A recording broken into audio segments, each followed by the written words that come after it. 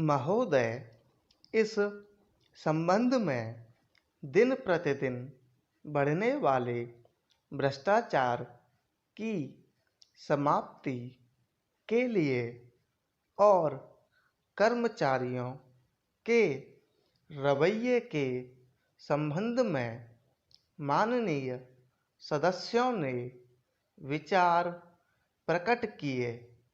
मैं समझता हूँ कि इससे कोई समझदार व्यक्ति इनकार नहीं करेगा कि भ्रष्टाचार को प्रोत्साहन नहीं देना चाहिए। अतः इस ओर विशेष ध्यान देने की आवश्यकता है। भ्रष्टाचार को समाप्त करने के लिए जो कठिनाइयाँ सरकार के समक्ष हैं, उन पर शीघ्र ही कदम उठाए जाने चाहिए। यदि सख्ती भी बरतनी पड़े तो चिंता नहीं, हमें ऐसे कदम उठाने ही हैं। मैं यह जानता हूँ कि बहुत से लोग, जिनमें कुछ हमारे साथी भी हैं, इसकी कुछ बातों का विरोध करते हैं। परंतु यदि हम देश की उन्नति चाहते हैं, यदि हम देश को आगे बढ़ाना चाहते हैं और विशेषकर यदि आप समाजवादी ढांचे के आधार पर, जिसको कि कांग्रेस ने देश के लिए निश्चित किया है, इस तरह से कदम उठाएं कि जिससे लोगों को अपनी जीविका सुंदर ढंग से कमाने के लिए साधन जुट जाएं। वास्तव में यह सरकार, जिसने यह साहसपूर्ण कार्य किया है, इस कार्य के लिए सबसे अधिक बधाई की पात्र है। जो लोग यह आशा करते हैं कि हर एक काम उस ढंग से होना चाहिए जिसके लिए गांधी जी हमसे कहा करते थे, और जैसा कि अभी हमारे एक साथी कह रहे थे कि जिस तरह से सरकार ने इस संबंध में व्यवहार किया है, वह गांधी जी की नीति के अनुसार नहीं था। यही नहीं, उन्होंने तो एक तरह से कांग्रेस ने जो समाजवादी ढांचे पर समाज की व्यवस्था की नीति अपनाई है, उसका विरोध किया। और मेरी अब समझ में उनकी बात नहीं आती कि एक तरफ तो वह कांग्रेस के अंदर हैं और दूसरी ओर कांग्रेस द्वारा स्वीकार की हुई नीति का इस प्रकार से विरोध करते हैं। मैं समझता हूँ कि वह इस बात को भी जानते होंगे कि कांग्रेस द्वारा इस नीति को स्वीकार कराने वालों में अधिकतर वे ही लोग हैं जो गांधी जी के अनुयायी हैं और उनके सिद्धांतों में विश्वास रखते हैं। ऐसी स्थिति में उनकी वह बात समझ में नहीं आती कि आज सरकार प्रजातंत्र और गांधी जी के बताए हुए नियमों के अनुसार आचरण क्यों नहीं कर रही है। यह बात बिल्कुल ठीक नहीं है। उपाध्यक्ष महोदय, बजट पर जो चर्चा चल रही है उसमें भाग लेते हुए मैं भी अपने विचार सदन के सामने प्रस्तुत करना चाहता हूँ। इस पर विचार करते समय दो स्थितियों को हमें दृष्टि में रखना होगा। एक दृष्टि यह है कि किस स्थिति से हमारा देश गुजर रहा है, उसमें हमें क्या करना है, और दूसरी दृष्टि यह है कि भविष्य में देश को किस दिशा में ले जाना चाहते हैं। जब तक इन दोनों दृष्टिकोणों को सामने रखते हुए इस बजट को नहीं जांचेंगे, तब तक हम यह निर्णय नहीं कर पाएंगे कि यह जो बजट हमारे सामने रखा गया है वह देश की दृष्टि से उचित बजट है या नहीं। जब मैं इस समय की स्थिति को देखता हूँ तो मेरे सामने देश की संकटकालीन स्थिति आ जाती है।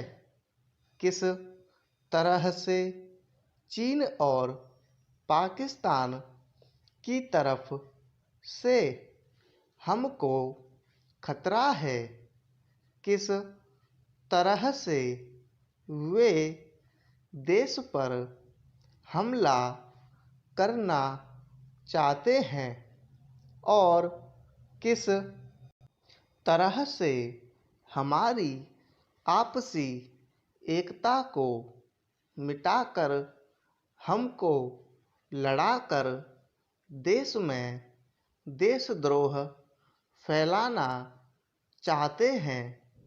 इसके साथ ही साथ जब मैं पिछले बजट को सामने रखता हूँ तो मुझे यह कहना पड़ता है कि आज का बजट चाहे जिस स्थिति में भी रखा गया हो, बहुत सुंदर बजट है।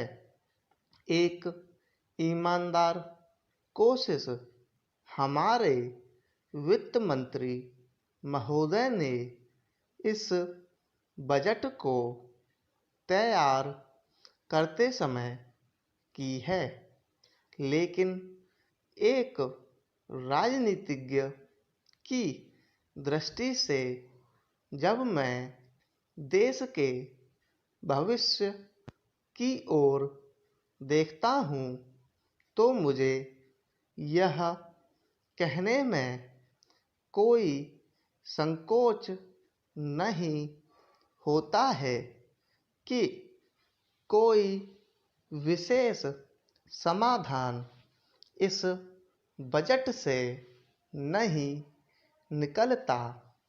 मैं जिस पार्टी से संबंध रखता हूँ उसका जो उद्देश्य है उसको सामने रखते हुए मैं यह कह सकता हूँ कि जो हमारे सामने आदर्श हैं वे सब आज ही पूरे नहीं हो सकते।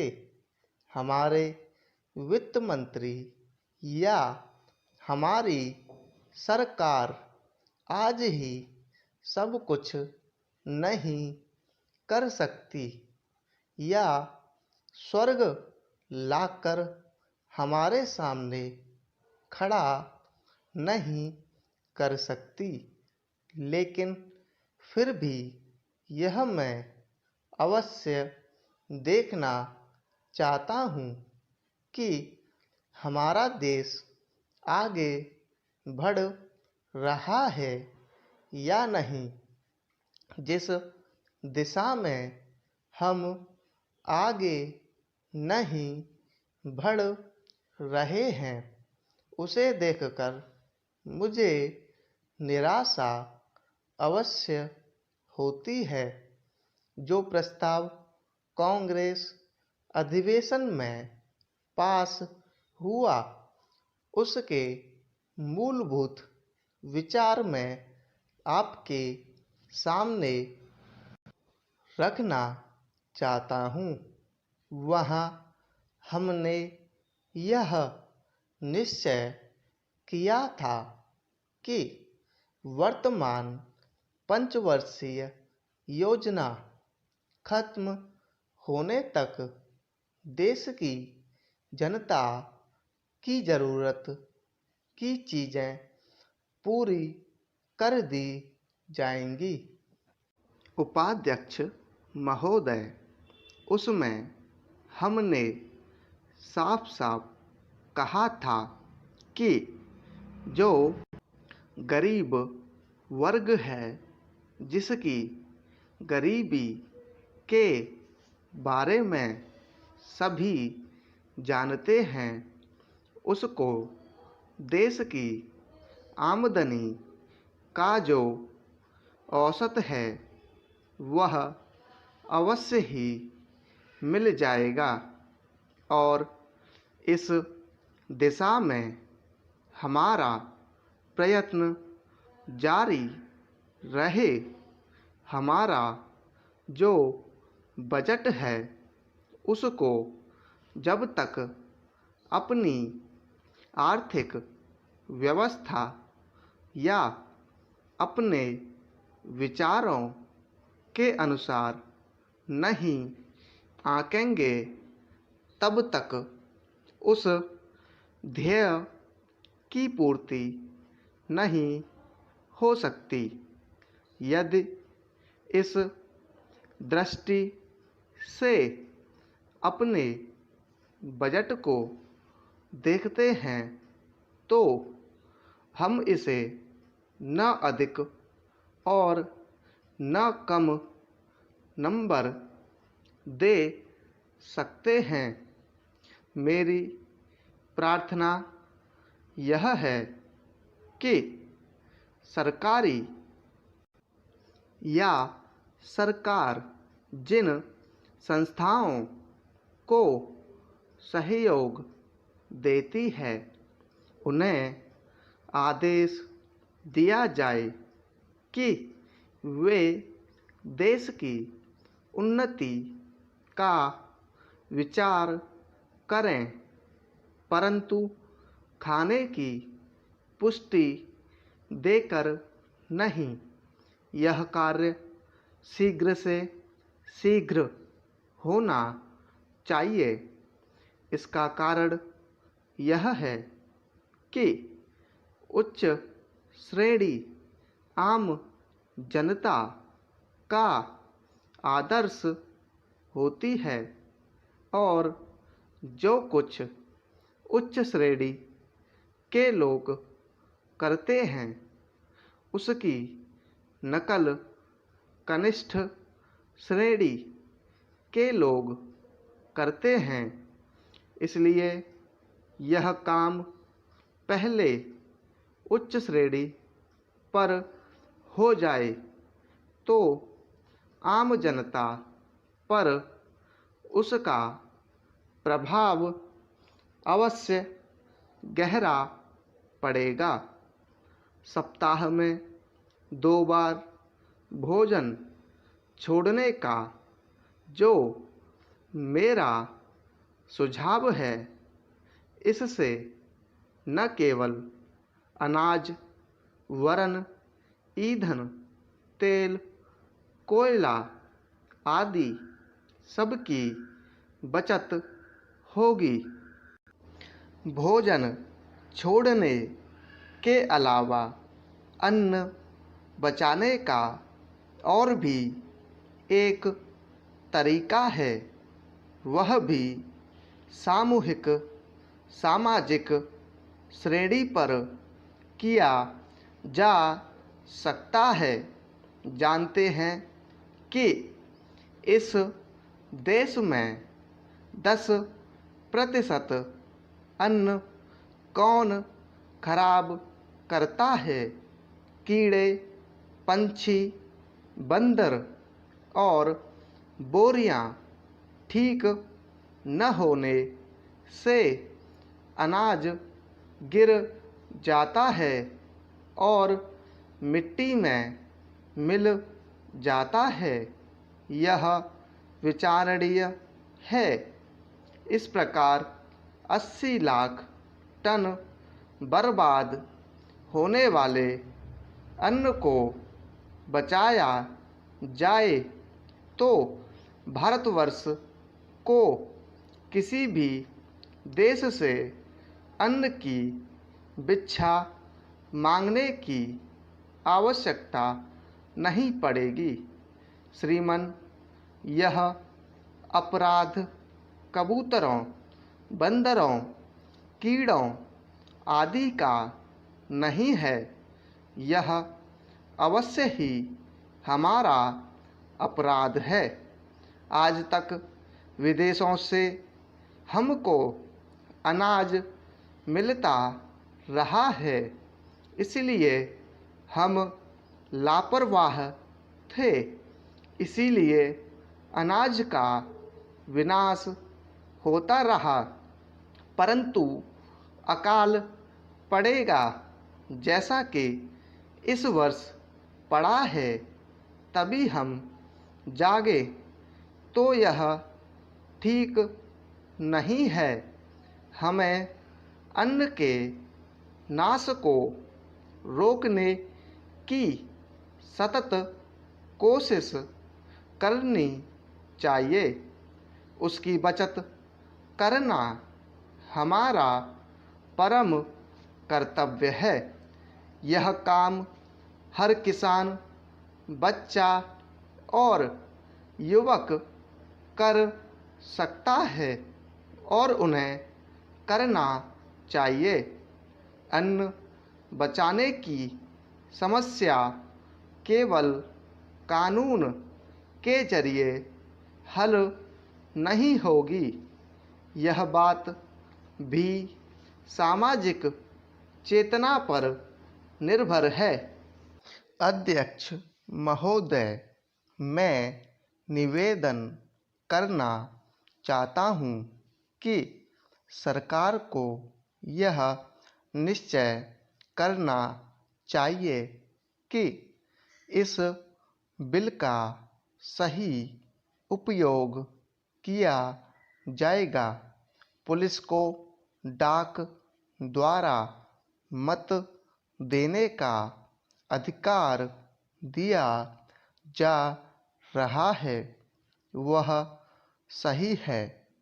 वह अधिकार इससे पहले ही दिया जाना चाहिए था, लेकिन आजकल चुनावों में जो गड़बड़ी होती है उसको दूर करने के लिए सरकार को मूल अधिनियम में संशोधन करना चाहिए। माननीय सदस्य ने अभी कहा कि इस बिल पर ज़्यादा वाद विवाद नहीं होना चाहिए, लेकिन हम विरोधी दल के लोग जानते हैं कि जूता कहाँ काटता है। अगर कांग्रेस पार्टी चुनाव से पहले गद्दी छोड़ दे और सरकार में न रहे, तब हम देखेंगे कि कांग्रेस को कितने वोट मिलते हैं। चूँकि चुनाव के समय कांग्रेस पार्टी के हाथ में सरकार रहती है, इसलिए उसको इतने वोट मिल जाते हैं। मैंने मध्य प्रदेश में देखा है कि हमारे कुछ कर्मचारियों को आरोप लगाकर पकड़ लिया गया है। इस संबंध में न्यायाधीश का निर्णय वहाँ की विधानसभा में पढ़कर सुनाया गया है। पुलिस के वोट लेने के लिए यह बिल लाया गया है। हमें डर लगता है कि पुलिस पर दबाव डाला जाएगा। सरकार को यह बतला देना चाहिए कि ऐसा नहीं किया जाएगा। यदि प्रारंभ में ही चोर चोर का शोर मचा दिया जाए तो चोर घर में नहीं घुसता है, क्योंकि वह जानता है कि लोग जागे हुए हैं। हम अपना यह शक और चिंता इसीलिए प्रकट कर रहे हैं ताकि सरकार इन बातों का ध्यान रखे और चुनाव में होने वाली गड़बड़ियों को रोकने की कोशिश करे। यह जो छोटा सा बिल लाया गया है वह किसी विशेष मतलब से लाया गया है, जैसा कि विरोधी दल के अन्य माननीय सदस्यों ने कहा। यह बिल किसी विशेष पार्टी के हित के लिए नहीं लाया गया है। केवल अपने प्रदेश से बाहर काम करने वाले पुलिस के आदमियों को डाक द्वारा मत देने का अधिकार देने के लिए नहीं लाया गया है। मैं निवेदन करना चाहता हूँ कि अभी देश में वे स्थितियाँ पैदा नहीं हुई हैं जिनमें वह अपनी मत के अनुसार जिसको चाहे वोट दे सकें। सदस्यों ने कहा है कि मध्य प्रदेश के लोग जो नागालैंड में हैं, बेशक उनको यह अधिकार देना चाहिए, लेकिन इसके साथ साथ यह भी कहा जाता है कि हमारे राज्य में पुलिस के लोग हैं। अध्यक्ष महोदय, मैं कहना चाहता हूँ कि हर आदमी को यह अधिकार है कि जिसको वह चाहे डाक द्वारा मत भेज सके।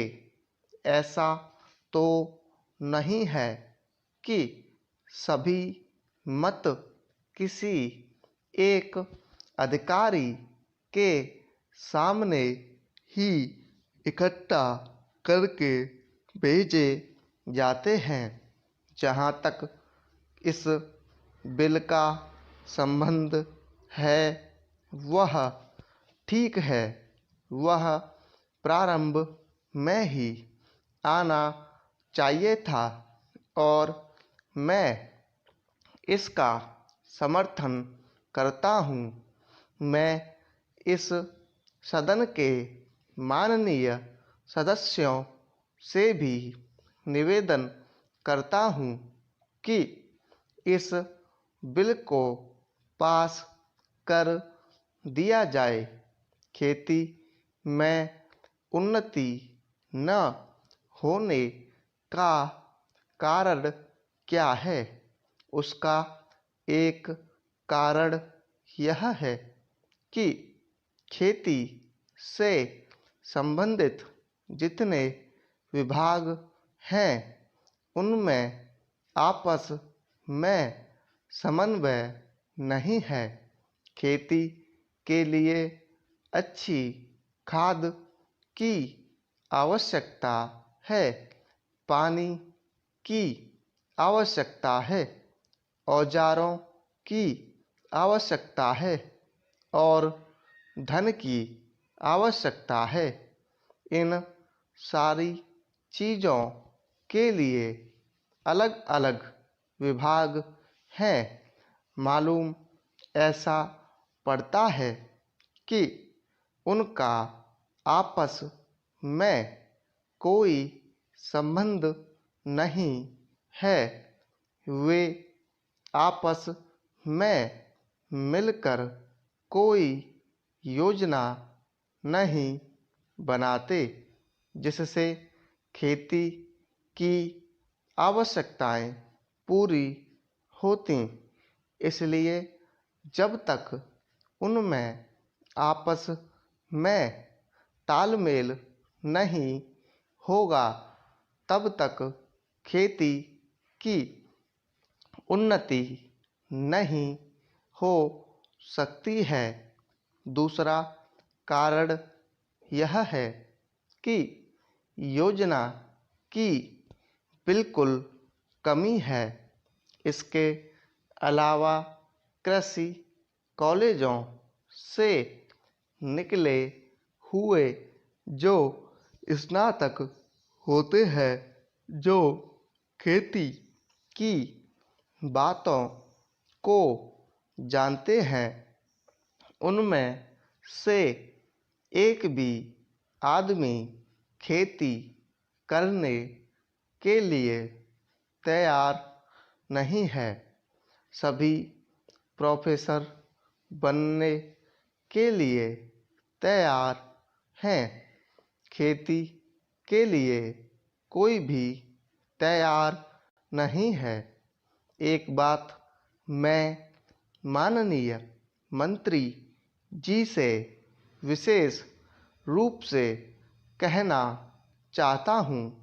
अधिक उपज न होने का एक कारण यह है कि जो खेत में काम करते हैं वे उसके मालिक नहीं हैं। खेत किसी और का है और काम कोई और कर रहा है। इसलिए मेरा कहना यह है कि किसानों में जब तक यह भावना पैदा नहीं होगी कि यह मेरी भूमि है, तब तक अधिक उपज नहीं हो सकती है। इसके लिए आप जब तक भूमि सुधार नहीं करेंगे तब तक कोई बात बनने वाली नहीं है। दुर्भाग्य से इस देश में खेती करने वाले बहुत कम लोग ही भूमि के स्वामी हैं। खेती की उन्नति के मूल आधार हैं पानी, खाद, बीज, धन, उपज का उचित दाम और भूमि सुधार। इन सब की ओर कृषि मंत्रालय का ध्यान नहीं है। सरकार को प्रत्येक खेत को पानी और हर आदमी को काम देना सुनिश्चित करना चाहिए।